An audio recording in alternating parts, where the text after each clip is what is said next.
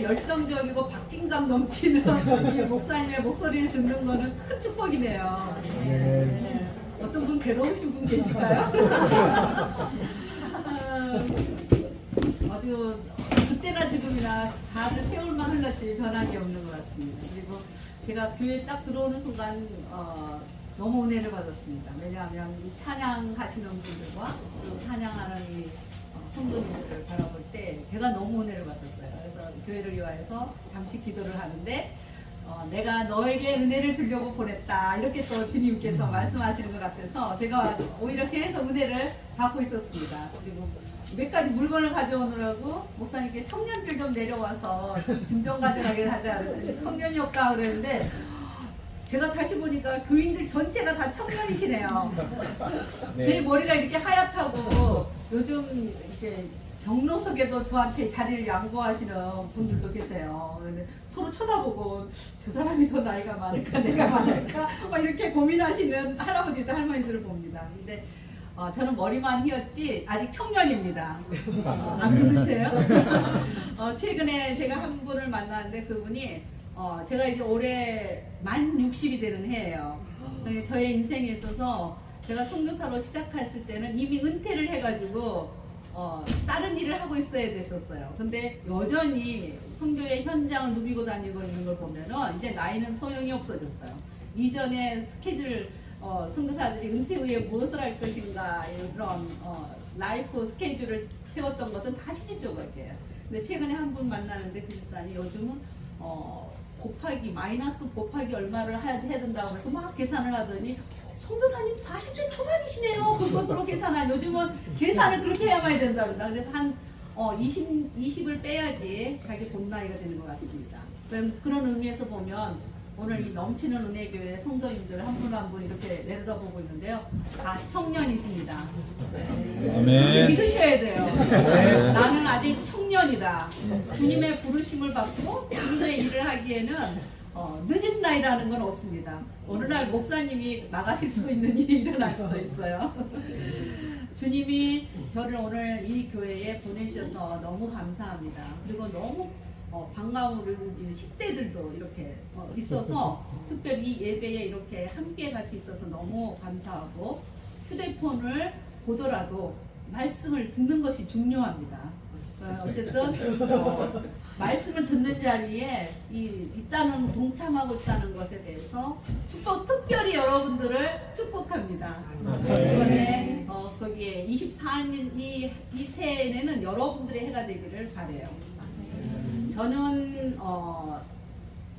80년대 초반에 한국의 선교운동이 여의도에서 모이고 이랬을 때에 저 시골에 광양이라는 시골에 살았던 학생이었어요. 그런데 너무 가고 싶었어요. 이 말씀을 듣는 이런 현장에 너무 가고 싶어서 그 여의도 그 집회에 참석을 했어요. 고등학교 2학년이었는데 그리고 거기에서 청소년들만 따로 장충체육관에서 따로 또 집회를 했어요. 거기에를 참석했는데 강사님들이 거의 선교사들이었어요. 그래서 선교에 대해서 이야기를 하는데 제 마음 안에 저게 내가 가야 될 길이구나.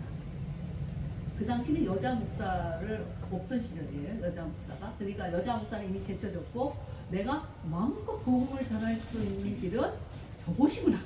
그래서 벌떡 일어났어요. 일어나가지고 하나님 저를 드립니다. 그리고 저의 동생들이 5명 있는데 이 5명의 동생들도 같이 드립니다. 그래서 제가 주님 앞에 진짜 이렇게 헌신을 하고 일어났어요. 그리고 나서는 이제 그때부터 저는 꿈이 선교사가 되는 것이었어요.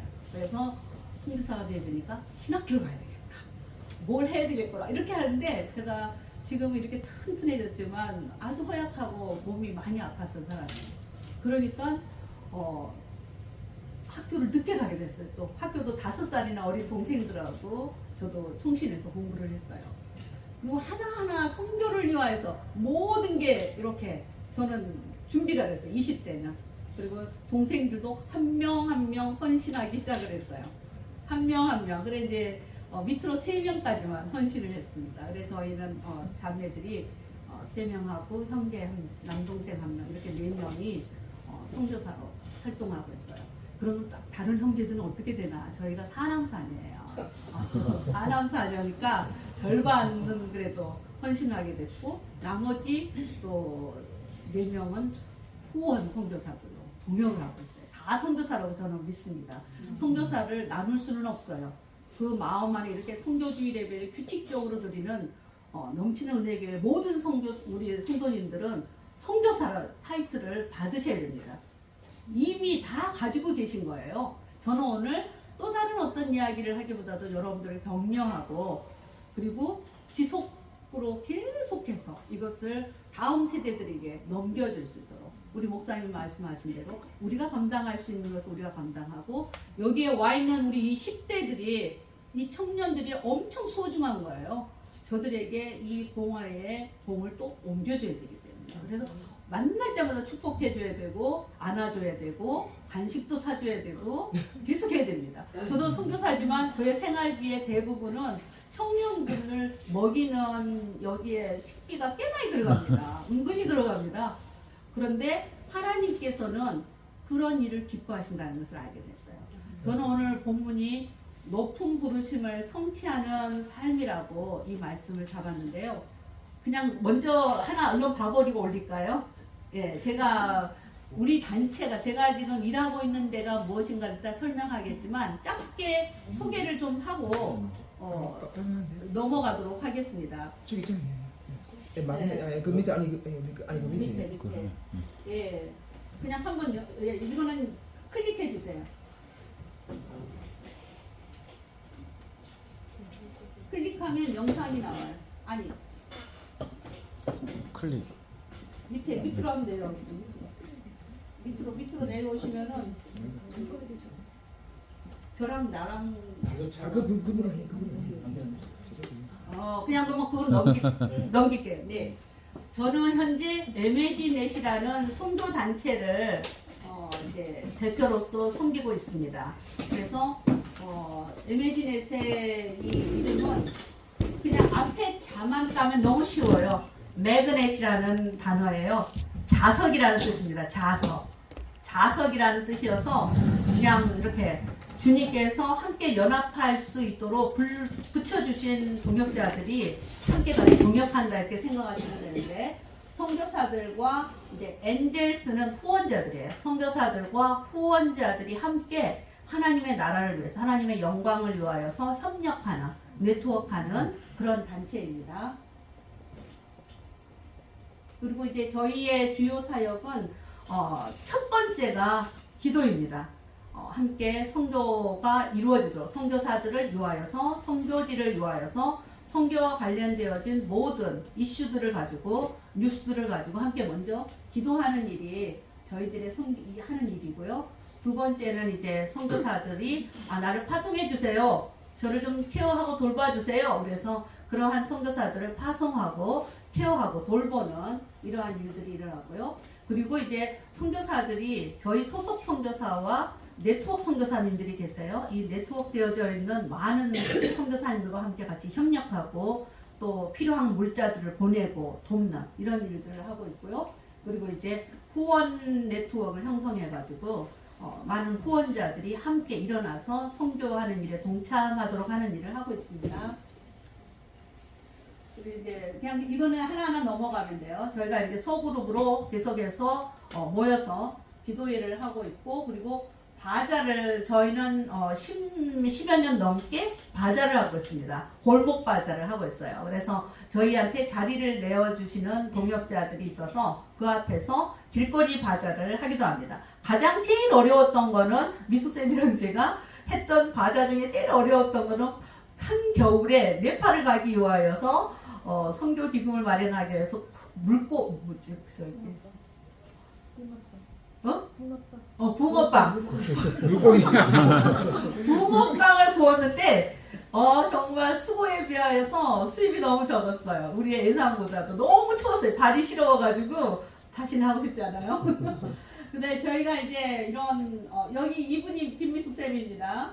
바리깡으로 아이들 머리도 잘라주고 이제 저는 저희가 매년 가는 사역이기 때문에 그냥 몇 가지만 보여드리려고 왔어요. 네. 네, 여기는 저희가 이제 하는 사역 중에 하나가 월 3만 원이나 5만 원을 가지고 선교사님들이 키우고자 하는 그 학생들을 한국에서 도와서 학업을 하도록 도와주는 이런 이제 일을 하는데, 미숙쌤이 가가지고 자기가 후원했던 엑셀런트라는 이 학생을 이제 청년이 됐어요. 이렇게 만나서 기쁘게 이렇게 인사하고 있습니다. 그리고 이제 코로나 기간 동안에 전부 다가 진짜 손을 놓을 수 있었는데 저희는 엄청 바빴습니다. 마스크부터 시작해가지고 모든 그 필요한 선교지가 다 이렇게 닫혔는데 이런 것들은 또 열려 있었어요. 동남아시아 이쪽 지역은. 그래서 저희가 어마무시한 이런 소포 사역을 하면서 또 이 기간을 저희는 지났어요. 그리고 이제 최근에 다녀온 데가 안디옥 지역을 가서 이제 그 선교사님, 그곳에 계신 선교사님을 위로하고 같이 예배하고 기도하고, 그리고 이제 저희가 그 상처받은 사람들을 가까워 가서 찾아가서 만나고, 어린이들을 또 이제 풍선을 비롯해서 여러 가지 액티비티를 통해서 위로하는 그러한 일들을 했습니다. 이렇게 이제 짧게 이렇게 저희가 어떤 일을 하는지를 잠깐 이제 보여드렸고요. 저는 오랫동안 교회 개척팀에서, 알바니아라는 동유럽에 있는 한 나라에서 교회 개척팀에서 어린이 사역을 일으키는 그러한 사역을 했습니다. 그래서 김미숙 쌤도 뒤에 함께 와서 같이 알바니아에서 어린이 전도를 하는 그러한 선교사로서 사역을 했습니다. 하나님께서 그 알바니아라는 나라로 우리를 불러주신 것에 대해서 저는 지금도 너무 영광스럽게 생각합니다. 그 나라는 별명만 터키가 유럽을 점령하여 들어올 때 골목이었어요. 그래서 알바니아만 완전히 알바니아 민족만 500년 동안 오스만 터키에 지배하였었어요. 그러니까 지금도 유럽에서 강력한 무슬림들이 그 지역 쪽으로 포진해 있는 그런 지역이었어요. 그런데 또 공산화가 됐잖아요. 그런데 제가 오랫동안 같이 살고 복음을 전한 알바니아의 가족이라는 패틱이라는 아저씨가 가족이 계신데, 이분들이 너무 저를 좋아하고 복음을 받아들이고 싶어 해요. 그런데 받지 못하는 이유가 뭐냐면, 이 공산 치하에 있는 동안에 꾸란을 숨기면서 보존하고 부모님이 전해준 이 무슬림으로서의 이 신앙을 지킨 거예요. 그런데 그걸 배신할 수가 없는 거예요. 근데 실제로 많은 무슬림들이 고민하는 것이 그런 문제에 직면했어요. 나를 사랑하는 우리 부모가 나한테 물려준 이 신앙을 내가 어떻게 배신한단 말인가. 그리고 나는 그러면 예수님을 믿어서 구원 얻고 천국에 갈 수 있지만, 그럼 내 부모는 지옥에 가 있는데 나랑 우리 부모가 떨어지는 것이 아닌가. 참 이러한 고민이 실질적으로 복음을 받아들이는데 큰 방해가 무슬림들 안에 있는 것이 사실입니다. 이제 이러한 그 나라에 문이 열리게 되면서 이제 선교사들이 들어가기 시작했어요. 한 명 한 명 들어가서 복음을 전할 수가 있었고, 저도 그 나라에서 추수기였었기 때문에 마음껏 지금은 오히려 더 세속화가 되어가지고 물질주의자가 됐지만, 그 당시는 공산화가 막 끝난 시점이었기 때문에 복음이 너무 잘 전했어요. 그래서 어린이들이 그냥 전도하면은 엄청 몰려오고, 우리나라는 그 당시 IMF 때였는데도 불구하고 거기에서는 저희는 생활비는 거의 어려웠어요. 그런데도 불구하고 이 복음이 전파되는 이 기쁨이 엄청 컸었어요. 근데 이 알바니아라는 나라는 성경에 나오는 나라예요. 아까 터키만 예를 들었지만 이것도 성경에 일로리본이라고 로마서에 나옵니다. 사도 바울이 내가 예루살렘으로부터 시작해서 일로리본까지 복음을 편만하게 전했다, 이렇게 자신만만하게 이야기하는 지역이에요. 그래서 이태리 국기가 있으면 이탈리아 그 구두의 꼭지점에 건너편 나라가 알바니아거든요. 그러니까 이 바울의 이 전도 여행 중에 하나님께서 얼마나 알바니아를 오래전에 품으셨던 나라인지를 우리가 알게 된 거예요. 그래서 원래는 기독교에 있던 곳이에요. 그런데 무슬림화가 되어지고, 그리고 다시 공산화가 되어지고, 그리고 다시 또 복음이 들어가게 되어지는 그런 상황이었어요. 저희가 저희에게 북한에 대하여서 어떤 분이 말씀을 하셨어요. 알바니아 선교를 보면은 북한 선교를 예측할 수가 있다 그랬어요. 그게 뭐냐? 저는 한 가지는 분명히 말씀드릴 수 있을 것 같아요. 북한이 문이 열면 복음의 속도보다도 세속화와 물질주의의 속도가 더 강력하게 밀고 들어가요. 알바니아, 그래서 저희가 있었던 그 시즌은 진짜 그게 들어오기 거의 직전이었기 때문에 복음이 정말 왕성하게 전해질 수가 있었어요. 근데 지금은 알바니아 선교사님들과 대화를 해보면 더 어려워졌어요. 왜냐하면 더 눈을 빼앗기는 곳이 너무나 많으니까. 그리고 이 물질주의는 사람을 점령하면은 엄청난 세력이기 때문에 지금 저희 한국도 복음 전하기가 그렇게 어려워졌잖아요. 왜냐하면 이 돈이 예수님을 상대할 만한 파워를 가지는 거야. 그냥 예수님께서 자기 자신을 누구한테다가 비교를 하실 대상이 없어요. 근데 하나님과 만몬을 겸하여 섬길 수 없다고 말씀하실 정도로 이 세속화와 물질주의하는 엄청난 파워를 가지고 있는 거예요. 그래서 이 모든 악의 근본의 뿌리가 되는 이 돈의 세력이 얼마나 무서운지 몰라요. 그러니까 북한이 정말 복음화가 되기 위해서는 지금 현재 진행이 돼야 돼요. 있는 상황에서. 그래서 문이 딱 열렸을 때 바로 추수를 확 할 수 있을 정도로 그런 것을 저는 알바니아 선교를 통해서 저에게 묻는다면 저는 그 예측을 할 수가 있겠다. 그 정도로 강력한 세력을 우리는 직면해서 사는 세상이 됐다. 이런 마음 들고요. 그래서 하나님께서 알바니아에서 그러한 어린이 사역과 교회 개척이 일어나는 이러한 사역들을 통하여서 정말 마음껏 사역할 수 있도록 아까 말씀드린 대로 고2 때 선교사로 헌신했기 때문에 저는 정말 저의 꿈을 이루는 현장이었어요. 주님이 시켜서 하는 일도 있지만 제가 하고 싶었던 일을 가서 하는 거였기 때문에 더 재미있었죠. 근데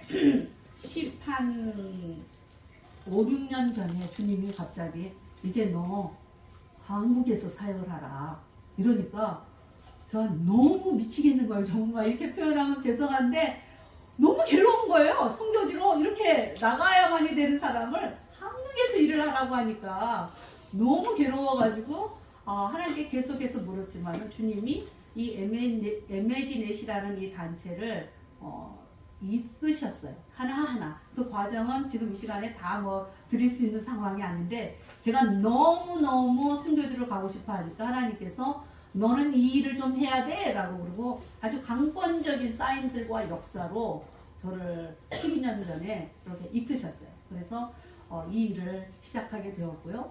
그래서 하나님께서 이 일을 하면 할수록 왜 또 이 일을 하게 하셨는가를 또 깨닫고 순종하면서 가고 있는 중에 있습니다. 그러면서도 지금 마음 한편에는 언제든지 적어도 한 텀은 선교지를 더 경험하고 싶은 소원이 있어요. 저의 일을 맡아서 누군가가 해줄 사람이 딱 나타나면 바로 튀어나가고 싶은 그런 마음을 품고 삽니다. 그래서 선교사는 한 번 선교사는 영원한 선교사예요.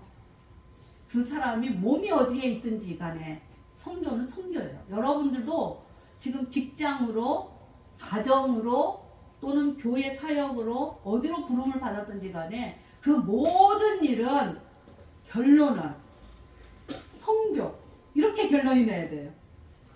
왜 내가 돈을 버는가? 선교. 내가 왜 건강한가? 선교. 내가 왜 건강을 위해서 기도해야 되는가? 선교하기 위해서. 모든 것이 그렇게 가야 돼요. 저는 선교와 관련해서 한국에서 후원자들을 동원하여 일으키면서 너무 놀라운 말씀을 하나님이 주신 적이 있습니다. 출애굽기 잠깐 이렇게 말하면 여기 청년 우리 학생들이 있으니까 퀴즈를 하나 내야 되겠어요. 이걸 맞히면 상금이 있습니다. 성경에서 돈 다 좋아하잖아요. 돈이라는 단어가 제일 처음 사용된 데가 어디일까요? 출애굽기. 아니구나. 제일 처음이니까 어디겠어요? 창세기예요. 창세기 몇 장? 25장. 할례와 연결돼 있어요.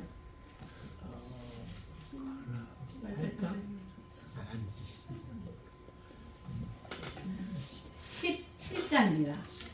창세기 17장에 보면은 돈이라는 단어가 처음 나와요. 근데 그게 또 할례장이에요. 그리고 아브라함이 아브라함으로 이름이 바뀌어지는 장이에요. 엄청 중요한 장입니다. 근데 거기에 돈이라는 단어가 처음 나와요. 근데 거기 안에 들여다보면은 선교가 보여요. 유대인들은 자기 민족을 성민 민족이라고 그래가지고 터부시하는 이렇게 배타적인 그러한 것을 가졌지만은 아브라함을 처음에 부르셨을 때 하나님께서는 네가 내 돈으로 산 사람들도 할례하라고 나와요. 할례 언약 백성에 들어와요. 누구예요? 돈으로 산 사람들. 저는 그때 성령님께서 제 마음 안에 우리 선교사들 사역에 있어서나 교회 사역에 있어서나 하나님 돈을 주십시오. 왜? 영혼을 사기 위해서. 돈이 그렇게 적혀 있는 거예요. 너무 놀라운 이거 메시지를 발견한 다음에 저도 돈에 대한 이 인식이 바뀐 것 같아요. 그리고 하나님의 사람들을 바라볼 때 정말 그 수고하고 애쓰는 것에 대해서 기도하고 축복해 주는 것 같아요. 지금 순서가 약간 바뀌었지만은 저희가 주님의 이 높으신 부르심을 성취하는 일에 있어서 비즈니스 영역, 내 직장의 영역, 이 돈이 움직여지는 이 영역들을 성도들이 취해야 됩니다. 눈을 보셔야 돼요. 결론은 탐욕하고 나 자신의 안위를 위한 것이 되면은 죄의 뿌리가 되어지지만 영혼을 사는 일이 되어진다 그러면은 저희처럼 바자하는 거 미숙 성사람처럼 이 어마무시한 짐들을 우리는 계속해서 들여다 나르고 끌어오고 수많은 노동, 노가다 일을 저희 오랜만에 이렇게 치마를 입은 것입니다. 늘 청바지 입고 거의 노가다예요. 선교사들의 선교의 일이에요. 선교지에 저 많은 물건들을 보내려고 하면요, 누가 물건 준다 그러면 쫓아다니면서 계속 저의 차가 카렌스인데요, 거의 진차 수준으로 매 순간적에 움직여요. 여러분, 하나님의 나라에 대하여서 우리가 인식을 바꾸게 되어지면은 돈을 어떤 형태로 만들든지 간에 하나님께서 그 일에 기름 부으시고 그 돈이 축복, 영혼을 살리는 일로 나아가는 것을 보게 되어집니다. 저희 어머니는 나이 많으시고 할머니신데 젊은 날 고사리를 꺾으셔서 아버지 사업 망하고 난 다음에 고사리를 꺾으셔가지고 가문을 살리셨어요. 그 당시에 꽤 많은 돈을 버셨어요. 그리고 이제 우리가 이런 어떤 프로젝트를 한다고 기도 제목을 내고 이러면 엄마가 어떤 때는 이제 나이 드시니까 아무것도 못 하잖아요. 근데 가서 쑥이라도 캐세요. 쑥이라도 캐가지고 그걸 말려가지고 우리가 주면은 우리가 그걸 바자해서 팔기도 한 적이 있어요.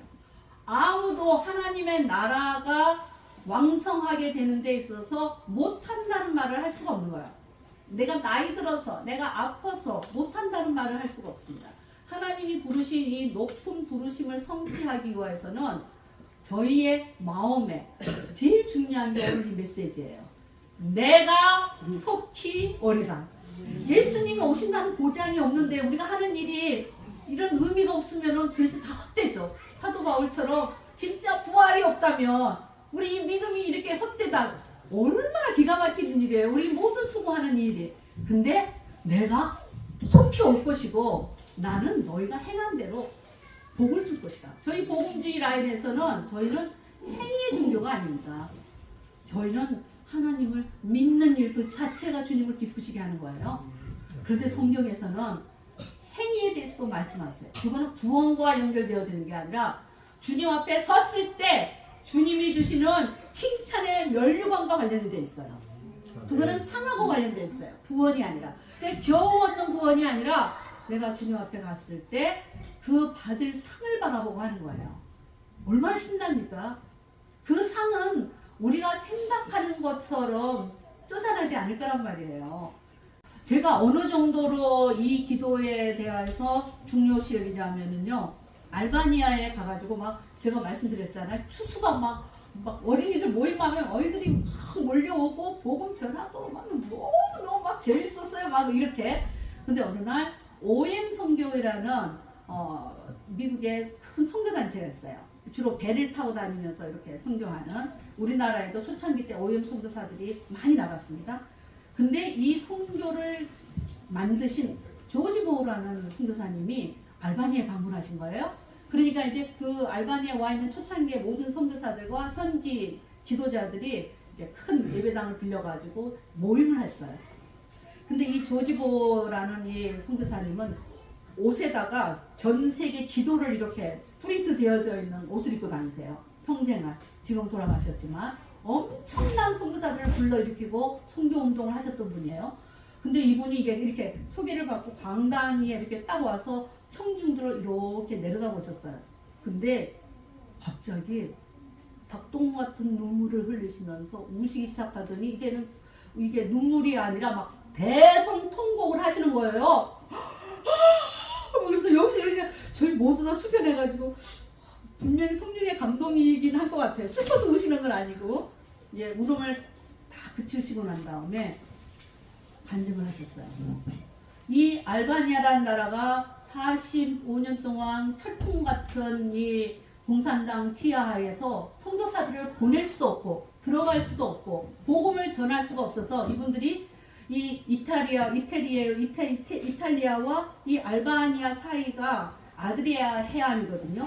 이 아드리아 해안으로 배를 지나가게 지대한으로 알바니아 쪽으로 배를 붙이면서 풍선이랑 막 이런 데다가 성경책, 전도지 막 이런 것들을 달러도 있고 막 근데 어쨌든 그런 것들을 넣어가지고 보내는 거예요. 저희가 마치 북한에다가 이렇게 막 보내는 것처럼 막 그러면은 다시 바람 해류 때문에 바람 때문에 다시 되돌아와가지고 바다에 빠지는 것도 있고 막 이러면서 그렇게 지나다니면서 기도하면서 이렇게 지나다녔던 곳인데 처음으로 알바니아 땅을 딱 밟았는데 본인의 기도가 응답된 거잖아요.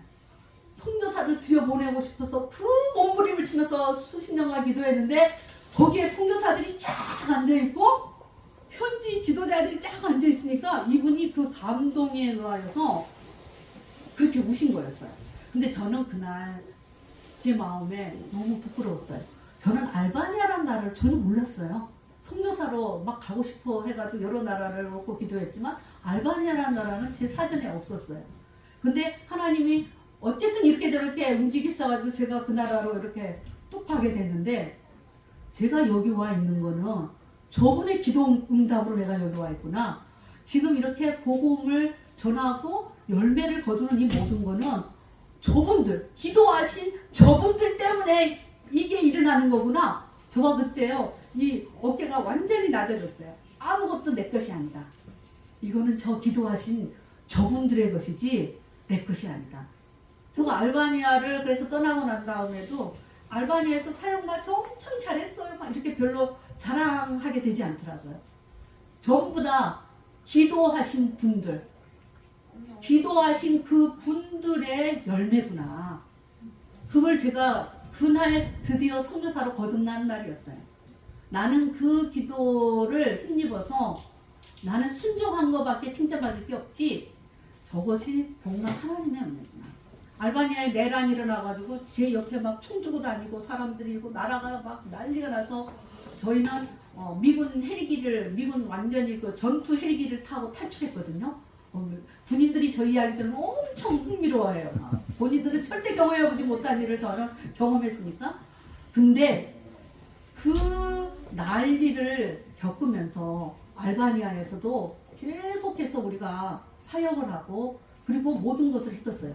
근데 그 난리통에 한국의 후원자들로부터 뒤에 이태리로 탈출을 해가지고 소식을 들었는데 너무나 많은 사람이 기도를 하고 있었어요. 제 옆에 총을 들고 다니는 사람이 다니는데 그렇게 마음이 평안할 수가 없는 거예요. 모든 상황에서 그렇게 마음이 평안한 거예요. 진짜 그 사람들이 조금만 우리한테 뭔가를 해코지를 하려고 하면 해를 당할 수 있었었는데 그렇게 평안했었어요. 그 이유는 제가 믿음이 좋아가지고 내가 진짜 믿음이 강하고 담대하고 내가 아주 이러구나. 절대 그럴 수가 없었어요. 한국에서 너무나 많은 분들이 깨어서 기도하고 금식하고 기도하고 눈물로 기도했다는 소식을 들었을 때 기도는 이와 같은 능력이 있습니다. 기도는 절대로 우습게 여기는 가장 하급의 일이 아니에요. 기도하시는 분들이 가장 큰 사역을 하고 계시는 거예요. 아멘. 저도 그런 것들을 너무 많이 경험합니다. 어느 날은 제가 이렇게 집에 있는데 너무 마음이 불안하고 너무 한국에 안식년 나왔을 때였는데 너무 마음이 불안하고 막 힘든 거예요. 하나님 왜 이렇게 내가 아무런 일도 없는데 왜 내가 이렇게 마음이 불안하고 힘듭니까? 근데 기도를 해야겠다 싶어서 이때 기도를 시작을 했어요. 기도를 하는데 성령님께서 내 마음에 국경을 비자 문제 때문에 넘나들은 독신 선교사들의 안전을 위하여 기도라는 마음을 주셨어요. 그래서 제가 기억하는 터키 선교사도 그 당시 전부 다 3개월마다 국경을 밤에 갔다가 다음 새벽에 돌아오는 이러한 국경을 넘나드는 일이 많았거든요. 그래서 이제 터키 선교사부터 시작해서 많은 나라의 싱글 선교사들, 저도 싱글이기 때문에 그런 위험 앞에 노출될 때가 너무 많았거든요.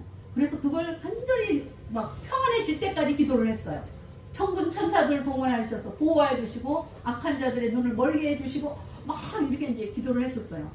그러고 난 다음에 제가 이제 안식년을 끝내고 알바니아로 귀국하기 전에 터키 이스탄불을 거쳐서 갔는데 거기에 싱글 여자 선교사들의 모임이 하나 열린 거예요. 그래서 저희 여동생이 터키에서 오랫동안 사역하고 있기 때문에 거기를 이제 같이 따라가게 됐어요. 그러면 이제 여러 가지 막 수다들도 나오고 사역 이야기도 나오고 막 이런데 어느 한 분이 자신의 이야기를 하는데 국경을 밤에 넘다가 정말 그 어려운 위기에 놓인 거예요. 사람들이 없는 그 타이밍에 국경을 지키는 사람으로부터.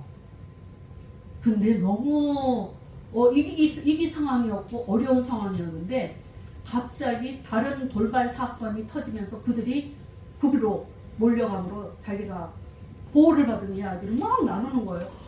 제가 소름이 진짜 쫙 돋는 거예요.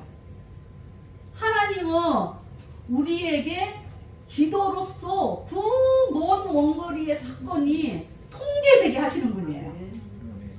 성경에 너무 놀라운 말씀을 저는 출애굽기에 나오는 이 성경을 너무 좋아합니다. 아말렉 전투. 이 아말렉 전투는 하나님이 아말렉은 반드시 진멸하라고 그랬어요. 왜냐하면은 이 아말렉은 이스라엘 백성들이 출애굽을 할 때 연약한 자들, 아픈 사람들, 노인들, 임신한 사람들, 어린이들 이런 사람들이 뒤에 쳐지잖아요. 짐승이나 사람이나. 그럼 항상 뒤를 쳤어요. 야비하게. 그래서 하나님이 이 아말렉은 진멸하라고 그랬어요. 근데 그 아말렉 전투에서 승리의 비결이 어디 있었어요? 모세가 손을 들면 이기고 모세가 손을 내리면 지는 일을 보여주신 거예요. 여호수아가 신나게 싸우고 있는데 갑자기 막 밀려. 그 이유는 뭐냐면 모세가 손이 피곤해서 내리면 그 일이 일어난 거예요. 성경은 저희 모두에게 쉬지 말고 기도하라고 말씀하시고 계시고 이 기도가 이 영적 싸움의 가장 최전선에서 이루어지는 일인 것을 아시기 때문에 기도를 얘기하는 거예요. 그래서 지금 오늘 넘치는 은혜교회 모든 성도님들이 이미 하시고 계시는 그 기도를 얼마나 놀라운 유업으로 가지고 계시는지를 아셔야 돼요. 그게 어마무시한 상급이라는 것을 아셔야 돼요. 기도할 수 있는, 기도는 아무나 못하잖아요. 하나님을 아버지라고 부르는 자만이 할 수 있어요. 기도하는 사람이 가장 하나님하고 친한 사람이에요. 앞에서 움직이는 사람보다. 그렇기 때문에 이 기도의 유업을 저도 24년도에는 더 붙잡으려고 노력하고 있습니다.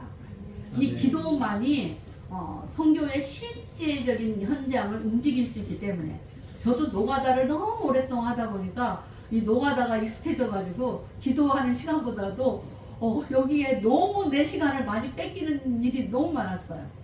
근데 주님이 그것도 또 하나의 일이 기도였다라는 걸 알게 해주셨어요. 움직이고 다니면서 기도하는 거예요. 무엇을 손으로 하면서도 기도하는 거예요. 주님이 이론을 해주셨어요. 저희 모두 다 오늘 이 성경 헌신 주일에 각오를 하셔야 됩니다. 나는 기도의 상을 하나님 앞에서 반드시 받으리라. 아멘. 조지 물러만 받을 일이 아니에요. 조지 물러 그 선배님만 받을 일이 아니에요. 우리 모두가 다 이 기도의 상을 받기 위해서 전심전력하는 24년 되기를 축복합니다. 그리고 아까 제가 말씀드렸던 이 재정의 원리에 대하여서도 저희는 얼마나 액수가 중요한 게 아니라 최선을 다했는가가 저는 거기에 있다고 생각해요. 최선을 다하여서 내가 가진 것 가운데서 하나님, 그리고 오병이어와 같이 계속해서 기도하세요. 하나님, 저는 이 오병이어와 같은 것을 드립니다. 그러면 하나님, 이것이 커지게 해주세요. 그러니까 저에게 여러 많은 사람들이 약속을 많이 하셨어요. 성사님, 저 이 사업만 이번에 풀리면은 크게 헌금하겠습니다. 저 이번에 직장이 이렇게 새롭게 잘 되면 헌금하겠습니다. 근데요, 10여 년이 넘었는데 아직도 안 해요. 근데 그거는요, 너무 중요한 거예요. 우선순위가 잘못됐기 때문이에요. 지금 제가 가지고 있는 거에서 5만 원에서 저 5천 원을 지금 저는 할 수 있습니다. 5천 원 할 수 있습니다. 저는 청년 때부터 그 훈련을 하나님에서 받아왔어요. 항상 나는 헌금할 수 있다. 얼마? 100원을 하더라도 할 수 있는 거예요. 그 원리를 저는 적용했어요. 사람들과 관계에서도 성경에서도 저희들한테 믿는 사람들끼리 돈을 빌려주더라도 이자놀이 하지 말라고 말씀하시잖아요. 그것처럼 저도 항상 원리를 정했어요. 누군가가 돈이 필요하다 그러면 내가 저 사람한테 빚을 지지 않게 하기 위한 원리가 뭐냐면 한계를 정하는 거야. 내가 5만 원, 내가 10만 원, 100만 원까지는 내가 빌려주고도 잊어버릴 수 있는 돈의 범위를 정하는 거예요. 스스로가. 그리고 빌려주고 잊어버리는 거예요. 그냥. 주면은 오 감사하죠. 왜? 안 받을 각오하고 빌려. 요한나 뱅크가 되어라. 그럼 너는 해라. 그러면 어떤 일을 할까요? 그래서 저축하지 말고 송금하는 은행이 되어라. 딱 그러시는 거예요. 예배진에서 시작하기 전이에요. 너무 신났죠. 그리고 어떤 기도팀들과 같이 영국을 갈 일이 있었는데 영국의 한 시골 아는 분이 있어서 방문을 했어요. 근데 그 마을에 가서 주님이 저한테 확증을 주셨어요. 그 동네는 은퇴한 영국의 부유한 사람들이 좀 집을 작게, 코트지 같이 작게 지어가지고 노년을 보내는, 안락하게 보내는 그런 도시예요. 얼마나 아름답겠어요. 그리고 그 마을을 이렇게 구경을 막 다녔어요. 집들이 뭐 동화 속에 나오는 집들 같아요. 근데 너무 놀라운 게요. 그 집의 이름들이 전부 다 번지가 아니라 김성실 하우스, 뭐 넘치는 은혜교회 하우스 이런 식으로 다 있는 거예요. 요한나 하우스가 있는 거예요. 그래서 이 돈이 왜 이러지 하고 거기에 사시는 분한테 물어봤더니 그분이 이 도시는 이 마을은 그 집주인이 짓는 대로 그게 번지수래요. 근데 거기에 한 세계적으로 부유한, 우리가 그런 부유층이 진짜 있잖아요. 거기에 부유한 한 데이빗이라는 한 아저씨를 방문했는데 그 아저씨가 몇 년 전에 한국에 왔어요. 그래가지고 막 이렇게 얘기를 하다가 그래 너희 집은 또 그 동네는 특이하던데 그 지금도 그렇게 유지되냐 그랬더니 그렇다는 거예요. 그래서 본인 이야기를 하는 거야. 어느 날 출장을 마치고 집에를 돌아왔는데 집에 명패가 바뀌어 있더라는 거예요. 베다니 하우스로 바뀌어 있더라는 거예요. 그래서 왜 집이 이렇게 됐어? 그랬더니 그 부인이 기도하다가 이 베다니 마리아한테 은혜를 너무 받은 거예요. 그래서 이름을 바꿔버리고 집에 앞에 번지수처럼 되어져 있는 그 이름을 베다니 하우스로 바꿔버린 거예요. 하나님이 그때 그것을 통하여서 저한테 그럼 이제부터는 나와 만나는 모든 후원자들한테 각자의 고유의 뱅크를 짓게 만들어야 되겠다. 그래서 저희도 한 60여 개의 뱅크들이, 근데 이 12년 동안 이렇게 누군가가 후원하겠습니다 하면 연락 오잖아요. 그러면 저희는 무기명 제도에서 재정보고를 할 때 꼭 가명이 필요한데 이렇게 설명하고 은행을 하나 만드셔야 됩니다. 그래요. 근데 지금까지 이 놀라우게요. 한 명도 겹치지 않았어요. 그 많은 성경의 단어들 수많은 단어가 나오는데 한 명도 안 겹쳤어요. 딱 겹친 거 하나는 마리아가 겹쳤는데 한 사람은 애플 마리아고 한 사람은 마리아 김 마리아예요. 그래서 또 안 겹쳤어요. 그래서 모두가 다 이렇게 나는 나의 은행을 부욕해 하리라. 송금해 하리라. 그래서 10,000원을 송금하든 100만 원을 송금하든 이 송금하는 은행으로서의 역할을 해가도록 하는 게 제가 주님께 받은 비전이에요. 그리고 또 한 가지 제가 오늘 여러분들에게 나누어준 이 요한계시록 22장 12절 말씀은 저희 에메지넷의 모토이자 저 개인에게 주신 말씀이에요. 이것도 알바니아에 있을 때 일어난 일인데 이것도 꿈입니다. 어느 날 꿈을 꿨는데 꿈에 이렇게 어디 내보내지는 마세요. 꿈에 거대한 구름 기둥이 하늘 위에 어마무시하게 일어나서 제가 그 구름 안에 이렇게 눌렸어요. 꿈속에서도. 구름이 이음을 가질 수 있다는 걸 느꼈어요. 출애굽기에 이 주님의 이음 앞에 노출됐던 모세가 저는 느껴졌어요. 꿈속에서도. 그 구름을 쳐다보면서 제가 너무 두렵고 떨려서 이렇게 쳐다보고 있는데 거기서부터 갑자기 이렇게 하나하나 막 줄이 흘러나오는 거예요.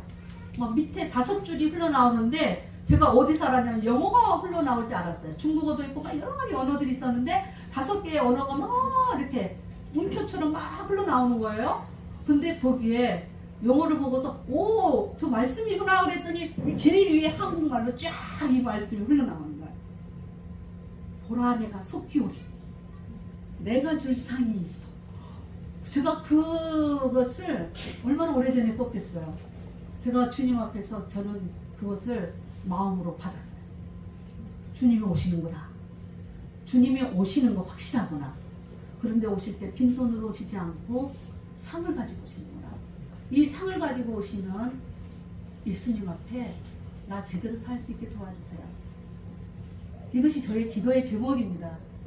잘 살아왔다고 자랑하는 게 아니라 저도 지금 이거 저의 기도의 제목을 얘기하는 거예요. 주님 앞에서 온전한 상을 받기에 합당한 자가 될 수 있도록 주님 저도 전심전력하게 해주십시오. 근데 저도 오늘 여기에 말씀을 전하는 자로 왔지만 저도 결단하는 사람으로 왔습니다. 24년 한 해 나도 주님의 이 높은 부르심을 성취하는 삶을 나도 살아야 되겠다. 이렇게 선포하면서 저도 지금 각오하고 섭니다. 성도님들은 어떠세요? 성도님들은 어떠세요? 마음 안에 결단이 되세요? 아멘. 결단하신 대로 성령님께서 여러분들이 행할 수 있도록 도우실 것입니다.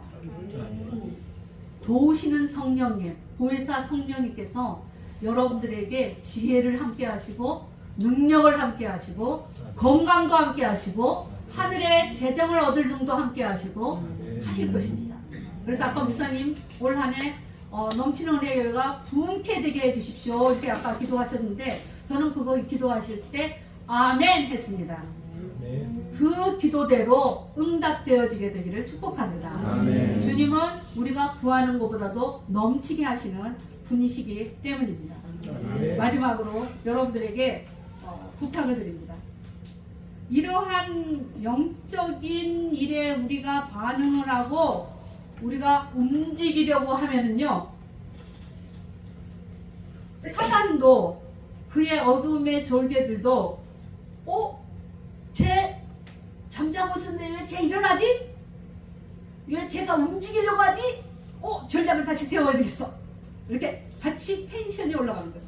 우리의 믿음의 텐션이 올라가는 만큼 얘도 저 전략을 짜야겠어. 낙심하지 마십시오. 어떤 일들이 일어나면 이야 이거 제대로 내가 가고 있는 거구나 이렇게 생각하시면 됩니다. 아멘. 여러분 다윗은요 이 상을 받는 구약의 인물들 중에 어메이징한 인물 중에 한 명입니다. 근데 그는 목동이었어요. 아무도 왕이 될 인물이라고 아무도 치지 않았는데 그는 거기에서 순종하고 있었어요. 근데 어느 날 갑자기 얼떨결에 안수를 받았어요. 그래 뭐 형제들의 질투도 받게 되기 시작했고 그런데 여전히 또다시 돌아가서 그걸 하고 가가지고 뭐 이렇게 또 사울 앞에서 음악 불어주고 그의 삶 가운데 어디에서도 다음 왕이 될 만한 어떠한 사인도 안 나타나고 있었어요. 근데 어디서 나타나는 줄 아세요? 골리앗 전투장에서. 우리가 만나는 골리앗은 좌절도 아니고 절망도 아니고 두려움도 아니고 낙심이 아니에요. 이스라엘의 대부분의 사울 왕부터 시작해서 백성들은 그 소리에 두려워 떨었어요. 그 어마어마한 거부에 두려워 떨었어요. 다 숨었어요. 두려워했어요. 다들 우리는 안 된다. 우리 같으니 뭘 할 수 있어. 이렇게 하고 있었어요. 근데 다윗은 그것이 기회였어요. 오히려 어떻게 망군의 여호와 하나님의 군대라 그래서 내가 야 이게 쪼다 같은 이 숨어가지고 두려워하고 있는데 하나님의 군대라고 말하는 이 다윗의 분노에 저는 오히려 다윗은 겸손하구나 이런 마음이 들었어요. 이 하나님의 군대를 모욕하는 죄 그래서 하나님의 이름으로 나가서 저희가 알다시피 승리를 얻으잖아요. 그래서 사울에게는 천천을 돌리고 다윗에게는 만만을 돌리는 사건이 시작이 된 거예요. 사울은 기울어지고 다윗은 올라가는 여정이에요. 저희 삶에 이 하나님의 상급을 바라보러 가는 삶에 있어서는요, 목사님 길게 하라 그러면 짧게 끝낼게요. 뭐 저의 이 성경 여정을 다 나누려면 얼마나 많은 스토리가 있겠어요. 앞으로 이제 주님이 또 어떻게 쓸 일이 있을지 모르지만 어쨌든 이 텐션이 올라가잖아요. 그러면 저는 딱 사인으로 받아요. 차라리 아무런 반응이 없으면 오히려 전투력이 안 일어나요. 근데 뭔가 이 텐션이 같이 올라온다 그러면 이야 그래? 나 예수님의 이름으로 내 더 기도한다. 그리고 더 내가 무장한다. 이런 거 전신갑주를 좀 느슨하게 했던 것을 더 막 이렇게 채우게 되어지죠. 그래서 이 텐션들이 부딪히게 되어질 때 거기서 승리가 일어납니다. 여러분이 전도하러 나갈 때 사람들한테 뭔가 복음 전하고 할 때 엄청 힘들 거예요. 자, 요즘 같은 나라, 요즘 같은 때는 다 거절 하니까. 그런데요, 저희가 기도하고 나가면 이깁니다. 다윗이 이긴 것은 그냥 집안에서 놀아서 이긴 게 아니에요. 그는 자기의 고백을 해요. 나는 짐승이 와서 내가 돌보는 어린 양, 이 새끼들을 어린 양을 물어가면 그 입에서 이미 물고 가고 있는데 그 입에서 구해냈고 그를 싸워서 이겼다고. 이미 그는 전투에서 이긴 사람이에요. 개인의 삶에서 이긴 사람이에요. 그런 사람이 그 전투에 나가서 이기는 거예요. 24년 한 해 저희 모두 다 하나님 앞에서 개인의 경건 시간, 기도와 말씀, 그리고 내 주변에 있는 사람들에게 선행을 베푸는 것, 이런 모든 것들이 이 저희들의 전신갑주를 활성화시키고 강하게 하는 것입니다. 그래서 실질적인 어떠한 큰 프로젝트들이 교회 안에서 일어나게 되어지고 성교지에서 일어나게 되어질 때에 여러분들 마음 안에 그것을 할만하다라는 믿음이 같이 증가될 거예요. 그리고 그 일을 승리를 경험하시게 될 것입니다. 그래서 24년 한 해 넘치는 은혜교회의 모든 성도님들 예수 그리스도를 증거하는 사람으로 증인으로서의 사는 삶에서 상급을 받으시고 기도의 상급을 받으시고 그리고 또 전도에서 이 영적 전투지에서 승리하심으로 상급을 받으십시오. 그리고 또 한 가지 제가 선포 아까 했던 것처럼 여러분들의 재정의 영역에서도 상을 받을 수 있도록 하나님께서 넘치게 하신다고 약속하신 것을 주장하시고 주님이 도우셔서 그 일들이 열리도록 주님께서 역사해 주시기를 축복합니다. 이렇게 되어질 때에 성교의 지에서 승리가 일어납니다. 같이 기도하겠습니다. 사랑하는 하나님